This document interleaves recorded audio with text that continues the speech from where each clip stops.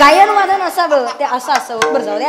अहो आता हे सर्व मंडळी बघा हे सुंदर गायन करतात. आता यांच्या गायनामध्ये सुद्धा ते हार्मोनियम वाजवत असताना ते असं ना सारे ग म पद निसा ते निसा ग रे ते लय म्हणत असते मराठी. हां बरोबर का नाही. ते आलाप वगैरे बरं का. आणि एवढे सुंदर सुंदर असे गायनाचार्य होते. आणि अशा गायनाचार्यामध्ये गावातलं एक याड पाठ होतं बघा. ऐका आता एवढं ना आलं म्हणून सांगतो बघा. एवढे सुंदर गायनाचार्य आणि अशामध्ये एक असं काहीच येत नव्हतं. लक्षात घ्या.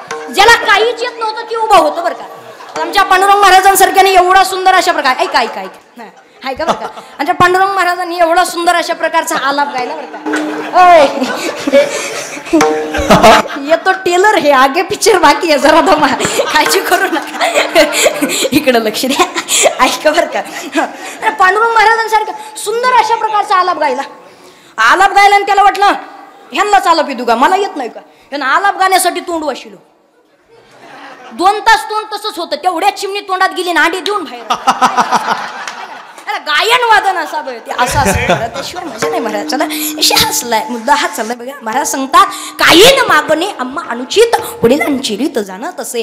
आमच्या वाड वडिलांपासूनची परंपरा बाबा आम्ही काहीच मागणार नाही. परंपरा जी आहे वाड वडिलांची परंपरा आहे. काय जगद्गुरु तुकोबरायांचा अधिकार असेल. काय जगद्गुरु तुकोबरायांचा अधिकार असेल. एवढा जगद्गुरु तुकोबरायांचा अधिकार साक्षात पंढरीच्या पांडुरंगाचं जर जगद्गुरु तुकोबरा ऐकत नसतील तर किती अधिकार आहे आमच्या तुकोबरायांचा. अधिकार आहे महाराज पण तेवढा अधिकार आमच्या साधू संतांनी करून ठेवलेला आहे. तेवढा अधिकार जो आहे ना अधिकार तेवढा करून ठेवलेला आहे. अरे ह्या भगवंताला भांडायची ताकद जर कोणामध्ये असेल तर ह्या साधू संतांमध्ये. रोज आपण म्हणतो ना महाराज कागा की विलवाना केलो दिनाचा दिन काय तुझी हीन शक्ती झाली दिसे.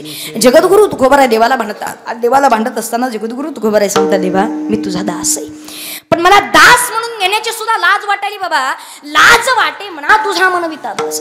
तुझा दास म्हणून घेण्याची सुद्धा मला लाज वाटायली बाबा. कशामुळं. अरे तुझ्या बोलण्यामध्ये कुठल्या प्रकारचा रसच राहिला नाही बाबा. तुझ्या बोलण्यामध्ये कुठल्या प्रकारची गोडीच राहिली नाही. गोडी नाही रस बोलली यासारखे. एवढा जगद्गुरु तुकोबरायांचा ह्या भगवंताला भांडायचा अधिकार होता. कशामुळं त्याला कारणीभूत काय असेल तर दास्यत्व. लक्षात घ्या काय असेल तर दास्यत्व. दास्यत्वाच्या पराकाष्ठेचा जर विचार करायचा जर झाला तर त्याकरता साधू संतांना तपासावं लागेल. बाकीच्यांना तपासत बसू नका. हाती काही जाणार नाही हाती काही लागणार नाही. रिकामा व्यर्थ वेळ जाईल. काहीच नाही. व्यवहारिक श्रीमंती आणि सांसारिक श्रीमंती याच्या पलीकडे काही दुसरं हाती लागणार नाही. साधू संतांकडे जर बघितलं ना तर महाराज व्यवहारिक श्रीमंती नाही संसारिक श्रीमंती नाहीये. त्यांच्याकडं साठा कसाच असेल तर त्यांच्याकडं ज्ञानाचा मात्र साठा आहे.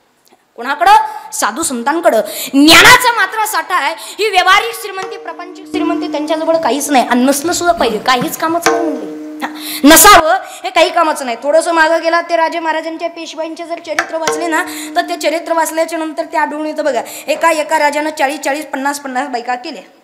एक राजा 70 80 वर्षाचा झाला पण पुन्हा त्यांनी लग्न केले. पुन्हा लग्न करणं घोड्यावर चढणं तो पुन्हा परत ते थाट मारते बघा. लक्षात घ्या. आणि हे ऐकलं आणि ऐकल्याच्या नंतर जीवन जगत असताना मनुष्य जन्माला आलाय पण जन्माला येत असताना काहीतरी वासना शिल्लक घेऊन आलाय. जन्म घेणे लागे वासनेच्या संगीतीची झाली अंग्या हरिरूप जन्मा येणे घरे पातकांचे मूळ संचिताचे फळ भोगावया केले कर्म झाले तीची भोगा आले उपजले मेले आईसे किती. माणसाचं काही ना काहीतरी कर्म शिल्लक राहिलं की जीवाला जन्म घ्यावा लागतो. काहीतरी वासना शिल्लक राहिली म्हणून जीवाला जन्म घ्यावा लागतो. आता हे राजे महाराजांचे पेशवाईंचे जर चरित्र वाचले आणि हे चरित्र वाचल्याच्या नंतर जीवनातली वासना ही वासना प्रवृत्त झाली. वासना प्रवृत्त झाली आणि आपल्याला वाटलं अरे एका राजाने 40 बायका केल्या आपलं तर अजून काहीच नाही. बरोबर. जीवनामध्ये जी वासना होती वासना वाढली का नाही हो. म्हणजे हे बाकी चरित्र हे काही कामाचे नाही. चरित्र जर तपासायचं जर असेल तर साधू संतांचं चरित्र मात्र तपासा. काय चरित्र होतं महाराज साधू संतांचं. काय तुकोबारायांनी दास्यत्व केलं आणि दास्यत्व करत असताना ह्या पंढरीच्या पांडुरंगाचं दास्यत्व केलं. तुकोबाराय सांगतात बाबा मी तुझा दास आहे. काय म्हणले तुकोबाराय मी तुझा दास आहे. तुझे दास्य करू आणि का मागो खावया धीग झाले जिने माझे पंढरीला. महाराज सांगतात बाबा दास्यत्व तुझं केलंय. लक्षात घे. मी तुझा दास आहे आणि विषयाच्या दारामध्ये मी दुसऱ्या देवतेला कधीच काही शरण जाणार नाही आणि दुसऱ्या देवतेला कधीच काही खायला मागणार नाही. तुझे दास्य करू आणि का मागो खावया. तुला सोडता मी अनेक देवतेला शरणही जाणार नाही आणि अनेक देवतेला कधी काही खायला मागणार नाही. याला म्हणायचं दास्यत्व. बरोबर. तुला सोडता मी काहीच कोणाला मागणार नाही बघ. ह्या बाकीच्या देवाकडं तर मी कधीच जाणार नाही. आणि एकच देव करून घेतला पाहिजे आपला समारात. तू गोबराय सांगतात ना, आपुला तो एक देव करूनी घ्यावा तेने विना जीवा सुकून होय. हा जर जगाचा चालक मला भगवंत जर तुम्ही आपलासा नाही जर करून घेतला तर जीवनामध्ये सुख भेटणार नाही. आपल्याला सुख जर पाहिजे असेल तर भगवंत आपलासा करावा लागल. आणि भगवंत आपला जर करून घ्यायचा असेल आणि करायचाच आपलासा असेल तर ते करता एकच करा. ह्या बाकीच्या देवतेकडे जात बसू नका. आणि सगळ्या प्रत्येक धर्मामध्ये आणि प्रत्येक देवाकडे जर गेला तर मला नाही असं वाटत की जगाचा चालक मला कधी प्रसन्न होईल म्हणून. या पृथ्वी तलावर या जगामध्ये धर्म अनेक आहेत. प्रत्येक धर्म आहे, नागवा धर्म आहे, चंगळवादी धर्म आहे, भोगी धर्म आहे. पण ह्या प्रत्येक धर्मामध्ये जायला बसू नका. एखाद्यानं जर जीवनामध्ये प्रत्येकानं जर नागवं व्हायचं ठरवलं ना, नागव्या धर्मामध्ये जर जायचं प्रत्येकानं जर ठरवलं तर एक वेळ अशी येईल की नागवा नागव्याला बघून कधी हसणार नाही. बरोबर. नागव्याचं नागवं पण कधी हो, ज्यावेळेस माणसानं अंगामध्ये वस्त्र घातले, ज्यावेळेस माणसानं अंगामध्ये कपडे घातले त्यावेळेस माणसाचं नागवे पण दिसून येतं. पण प्रत्येक जर नागवा झाला, प्रत्येकानं भोगी जर व्हायचं ठरवलं तर परिणाम काय होईल तर मनुष्य जन्माचा नाश होईल. प्रत्येकानं जर भोगी व्हायचं ठरवलं तर ह्या प्रत्येक धर्मामध्ये जायला बसू नका. हे सर्व जे आहोत आपण सर्वजण वारकरी संप्रदायाचे पायीक आहोत. देवाकडे जायचं असेल तर पंढरीच्या पांडुरंगाकडे जा. आणि भगवंताकडे जर जायचं असेल पंढरीच्या पांडुरंगाचं कुठल्या प्रकारचं बंधन नाही. कधी जा केव्हाही जा, लक्षात घे. याच्यामध्ये कुठल्या प्रकारचं बंधन नाही का. मी म्हणत नाही नुसतं पंढरीच्या पांडुरंगाला जा, पंढरीच्या पांडुरंगाचा आपला असा करून घ्या. अरे ज्या देवावरती आपली श्रद्धा असेल त्या देवावरती, ज्या देवावरती आपली श्रद्धा केंद्रित करता आली पाहिजे. महाराज कधीतरी असं आश्चर्य करायची गोष्ट आहे ना, आपल्या गावामध्ये कधी कधी असा सप्ताह असला ना तर सप्ताह असल्याच्या नंतर असे असतात की 8 दिवस सप्त्यामध्ये कीर्तन ऐकायला असे समोरासमोर बसतात.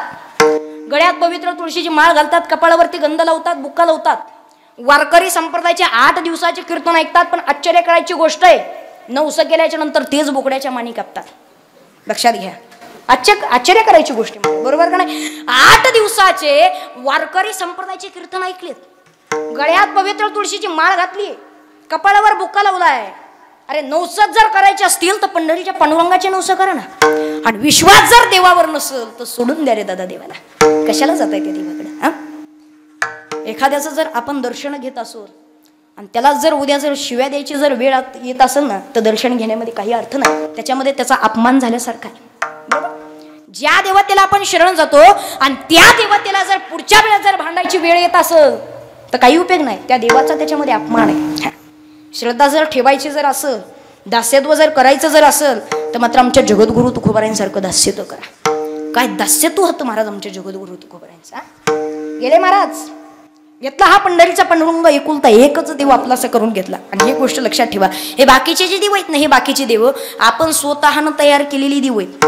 आणि त्यातली त्यात पुरुष मंडळ सोडता महिला मंडळाला देव तयार करायचा नाही ना. दे महाराज लई देव तयार करायचा ना. पण लक्षात घ्या, हे देव जे आहेत ना हे काही कामाचे नाही. याला नाथ महाराजांचं प्रमाण आहे. नाथ महाराज सांगता शेंदरी हेंदरी दैवते पुजणारेच कोण आहेत तर भूत आहेत.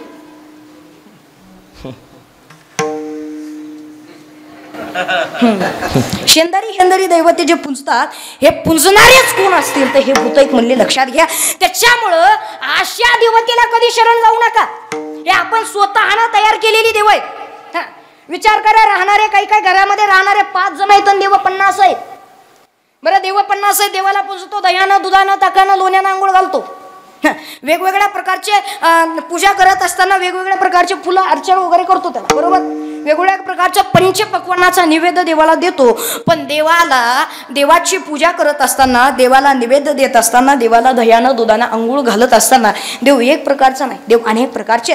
आणि ज्या देवतेला आपण दह्यानं दुधानं अंघोळ घालतो ही अंघोळ योग्य असेल का, हे देवाला आवडते का, देवाला फुल नेमकं कोणचं आवडतं, देवाला निवेद्य कोणचं आवडतो, ही आपण पूजा करत असताना ही देवाची पूजा जी करतो ही योग्य आहे का, हे कोणाला माहिती आहे? हे कोणाला माहिती आहे? अजिबात नाही. पण एक गोष्ट लक्षात ठेवा, पंढरपूरचा तसं नाही, पंढरीच्या पांडुरंगाचं तसं नाही का. सगळे जाणारे जे आहेत हे सगळे वारकरी मंडळ आहे. बरोबर. आपण सर्व जे आहोत हे सर्व वारकरी आहेत.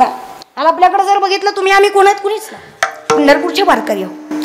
पण पंढरपूरला जर जायचं असेल तर तिथं मात्र कुठल्या प्रकारचं बंधन नाही. आता जायला सांगितलं महाराज तुकोबारांनी, पंढरीशी जा रे आल्या नो संसारा दिनाचा सोयरा पांडुरंग महाराज. जायचं जर असेल तर तुम्ही मात्र पंढरपूरला जा, बाकी दुसरीकडे कुठं जात बसू नका. आणि एक गोष्ट लक्षात ठेवा, दुसरीकडे कुठं जर जायचं असेल तर काही काही शास्त्रामध्ये कधी कधी नियम आहेत बघा. तुकोबाराय फक्त असंच म्हणले, पंढरीशी जारे आल्यानो संसारात. तुकोबाराय कधी असं म्हणले का काशीशी जारे आल्यानो संसारात? नाही. तुकोबारांनी काशीला जायला सांगितलं का? नाही. पण आता का बाकी तीर्थक्षेत्राला जर जायचं असेल तर तिथे मात्र नियम आहे.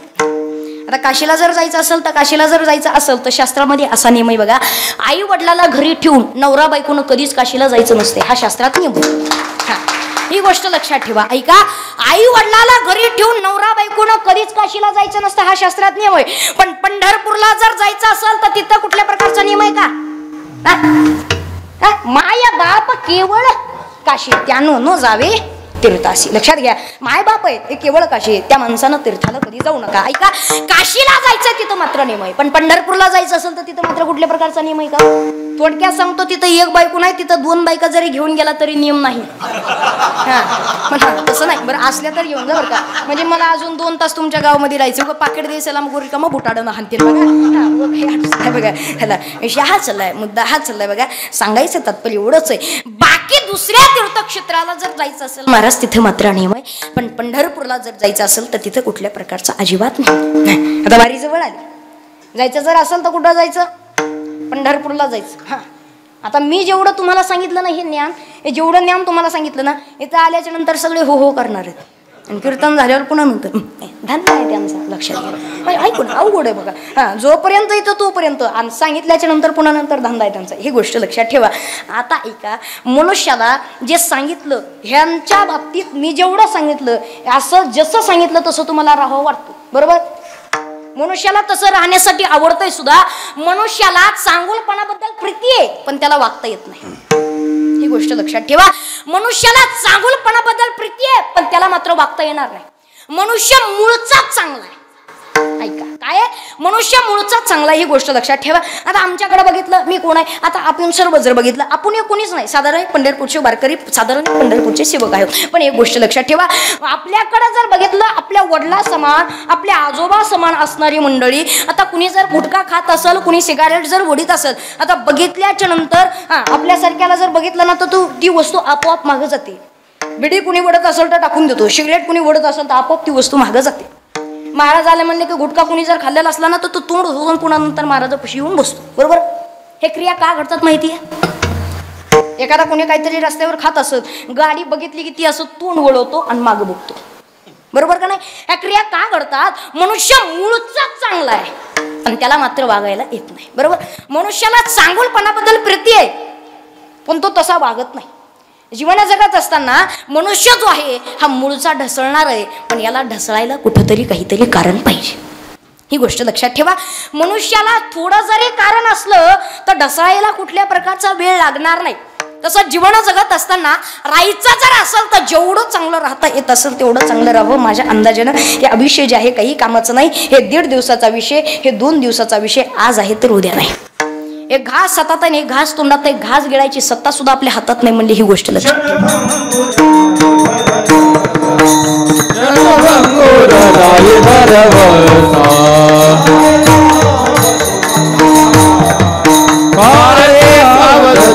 माया